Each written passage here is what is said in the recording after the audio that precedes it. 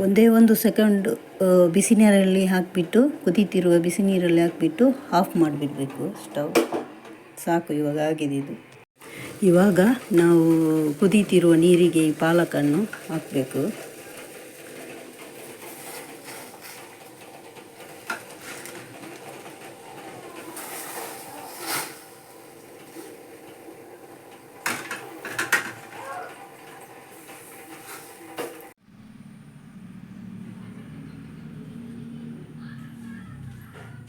ಮತ್ತೆ ಚವಲಿಯರು ಓಕೆ. ಇವಾಗ ನಾನು 2 ತುಂಡು ಚಕ್ಕೆ ಹಾಕ್ತಾಯಿದ್ದೀನಿ, 1 ಏಲಕ್ಕಿ ಹಾಕ್ತಾಯಿದ್ದೀನಿ, ಮತ್ತು ಒಂದು ಸ್ವಲ್ಪ ಕರಿಮೆಣಸು, ಒಂದು 4 ಲವಂಗ ಹಾಕ್ತಾಯಿದ್ದೀನಿ. ಲವಂಗ, ಕರಿಮೆಣಸು, ಶುಂಠಿ, ಬೆಳ್ಳುಳ್ಳಿ, ಒಂದು ಅರ್ಧ ಹೋಲು ಈರುಳ್ಳಿ ಹಾಕ್ತಾಯಿದ್ದೀನಿ.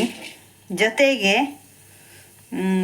ಕೊತ್ತಂಬರಿ ಬೀಜ ನಾನು 1.5 ಟೇಬಲ್ ಸ್ಪೂನ್ ತೊಗೊಂಡಿದ್ದೀನಿ, ಜೀರಿಗೆ 1 ಟೇಬಲ್ ಸ್ಪೂನು, ಸಾಸಿವೆ 1/4 ಟೇಬಲ್ ಸ್ಪೂನು, ಮತ್ತು ಸ್ವಲ್ಪ ಮೆಂತ್ಯ ಕಾಳು, 1 ಟೇಬಲ್ ಸ್ಪೂನಷ್ಟು ಸೋಂಪು ಕಾಳು, ಒಂದು ಅರ್ಧ ಟೇಬಲ್ ಸ್ಪೂನಷ್ಟು ಅರಸಿನ ಪುಡಿ.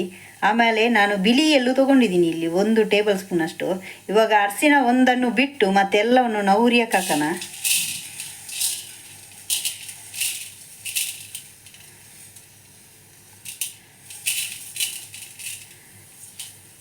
ಇದು ಚೆನ್ನಾಗಿ ಹುರಿಯೋಣ. ಇವಾಗ ನಾನು ಸ್ವಲ್ಪ ತೆಂಗಿನೆಣ್ಣೆ ಹಾಕ್ತಾಯಿದ್ದೀನಿ ಇದಕ್ಕೆ.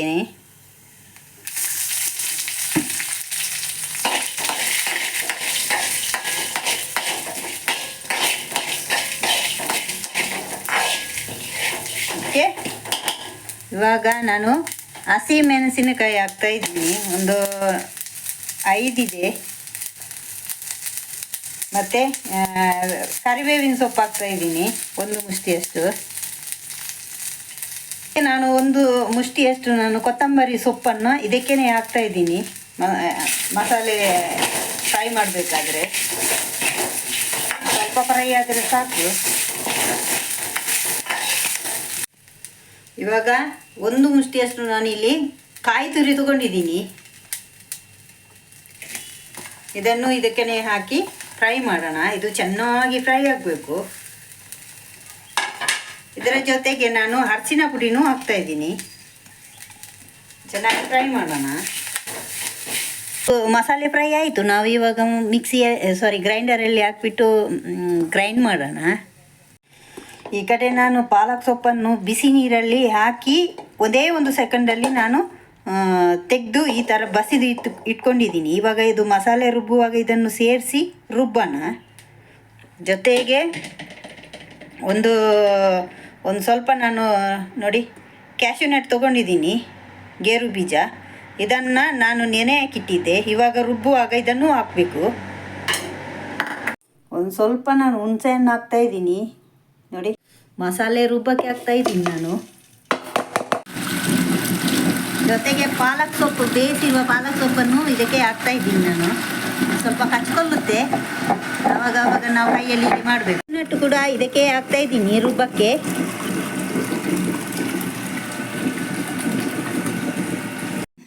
ಓಕೆ, ಮಸಾಲೆ ರುಬ್ಬಿ ತೊಗೊಂಡು ಬಂದಿದ್ದೀನಿ ನಾನು. ಮತ್ತು ನಾನು ಇಲ್ಲಿ ಬಟಾಣಿ ತೊಗೊಂಡಿದ್ದೀನಿ, ಬೇಯಿಸ್ಕೊಂಡಿರುವಂಥ ಬಟಾಣಿ ಮತ್ತು ಪೊಟ್ಯಾಟೊ, 3 ಪೊಟ್ಯಾಟೊ ತೊಗೊಂಡಿದ್ದೀನಿ. ಆಮೇಲೆ ಇವಾಗ ಒಗ್ಗರಣೆ ಹಾಕಬೇಕಾದ್ರೆ ನಾನಿಲ್ಲಿ 1 ಅರ್ಧ ಹೋಳು ಈರುಳ್ಳಿ, ಕರಿಬೇವಿನ ಸೊಪ್ಪು, 2 ಎಸರು ಬೆಳ್ಳುಳ್ಳಿ, ಟೊಮ್ಯಾಟೊ ಅರ್ಧ, ಆಮೇಲೆ ಶುಂಠಿ ತೊಗೊಂಡಿದ್ದೀನಿ ನೋಡಿ. ನಾನು ಇಲ್ಲಿ ಪನ್ನೀರ್, ನಾನು ನಂದಿನಿಯವರಿದ್ದು ಪನ್ನೀರ್ ತೊಗೊಂಡಿದ್ದೀನಿ. ಚೆನ್ನಾಗಿರುತ್ತೆ ಟೇಸ್ಟು. ಮತ್ತು ಇದಕ್ಕೆ ಯೂಸ್ ಮಾಡ್ತಾ ಇರೋದು ಬೇರೆ, ಇಲ್ಲಿ ನಂದಿನಿ ಅವರದ್ದೇ ತುಪ್ಪನ ಯೂಸ್ ಮಾಡ್ತಾಯಿದ್ದೀನಿ. ಓಕೆ, ನಾವು ಇವಾಗ ಇದು ಪೊಟ್ಯಾಟೋನ ಮತ್ತು ಪನ್ನೀರನ್ನು ನಾನು ಕಟ್ ಮಾಡಿ ತೊಗೊಂಡು ಬರ್ತೀನಿ. ಸ್ವಲ್ಪ ದೊಡ್ಡ ಸೈಜೇ ನಾನು ಕಟ್ ಮಾಡ್ತಾಯಿದ್ದೀನಿ, ತಿನ್ನುವಾಗ ಸಿಗಬೇಕು ತಾನೇ. ಈ ಥರ ಕಟ್ ಮಾಡಿದರೆ ಸಾಕು ನೋಡಿ. ಇದು ಆಲ್ರೆಡಿ ಕಟ್ ಆಗಿದೆ. ಇಷ್ಟಿಷ್ಟು ದೊಡ್ಡ ಕಟ್ ಮಾಡ್ತೀನಿ ನಾನು.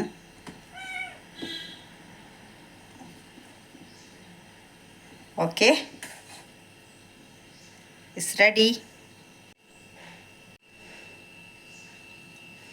ಪೊಟ್ಯಾಟೊವನ್ನು ಕೂಡ ನಾನು ಅದೇ ಥರ ಕಟ್ ಮಾಡ್ತೀನಿ.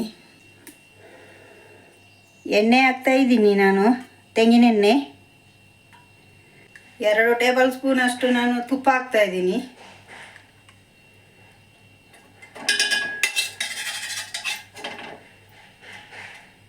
ಬಿಸಿ ಆಗಲಿ. ಸ್ವಲ್ಪ ಜೀರಿಗೆ ಹಾಕ್ತಾಯಿದ್ದೀನಿ ನಾನು.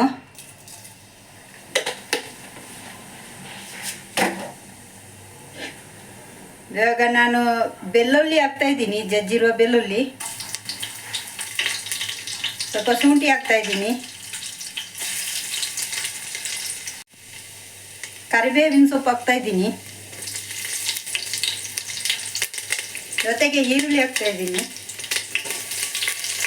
ಸ್ವಲ್ಪ ಫ್ರೈ ಆಗಬೇಕು, ಸ್ವಲ್ಪ ಬ್ರೌನ್ ಕಲರ್ ಬರಲಿ. ಓಕೆ, ಇದು ಫ್ರೈ ಆಯಿತು. ಇವಾಗ ಟೊಮೆಟೊ ಹಾಕ್ತಾಯಿದ್ದೀನಿ. ಸ್ವಲ್ಪ ಮೆದುವಾಗಲಿ. ಓಕೆ, ಫ್ರೈ ಆಯಿತು. ಇವಾಗ ನಾನು ರುಬ್ಬಿರುವಂಥ ಮಸಾಲೆಯನ್ನು ಇದಕ್ಕೆ ಹಾಕ್ತಾಯಿದ್ದೀನಿ. ಇದು ಚೆನ್ನಾಗಿ ಕುದಿ ಬರುವವರೆಗೆ ಕುದಿಬೇಕು.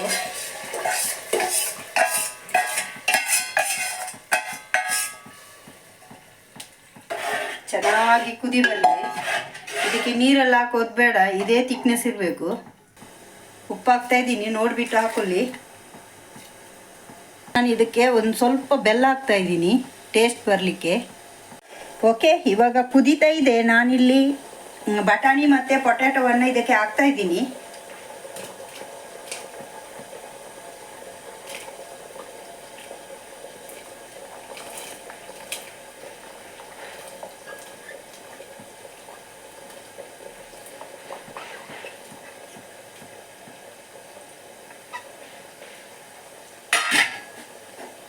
ಇವಾಗ ನಾನು ಪನ್ನೀರ್ ಹಾಕ್ತಾಯಿದ್ದೀನಿ.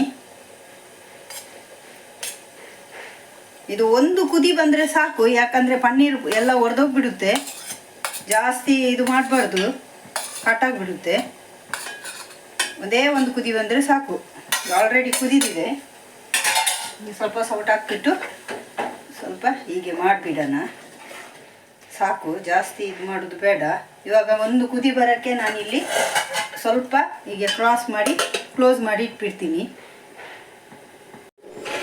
ಓಕೆ, ಇದು ಆಗಿದೆ. ಇವಾಗ ನೋಡಿ ಕುದೀತಾ ಉಂಟು. ಸಾಕು, ನಾನು ಸ್ಟವ್ ಆಫ್ ಮಾಡ್ತೀನಿ. ಕೊನೆಯದಾಗಿ ನಾನಿಲ್ಲಿ ಕೊತ್ತಂಬರಿ ಸೊಪ್ಪನ್ನು ಇದಕ್ಕೆ ಕಟ್ ಮಾಡಿ ಹಾಕ್ತಾಯಿದ್ದೀನಿ.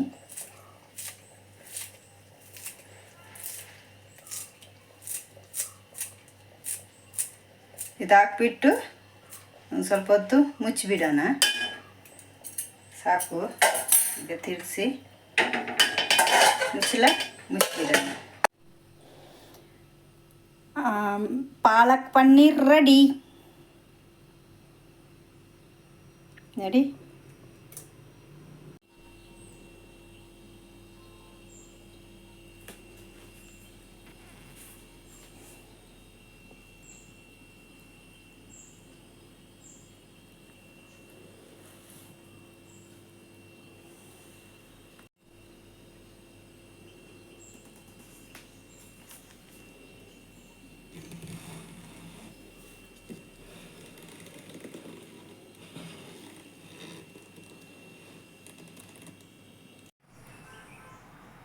ಬನ್ನಿ, ಪಾಲಕ್ ಪನ್ನೀರ್ ರೆಡಿ. ಟೇಸ್ಟ್ ಮಾಡೋಣ ಬನ್ನಿ.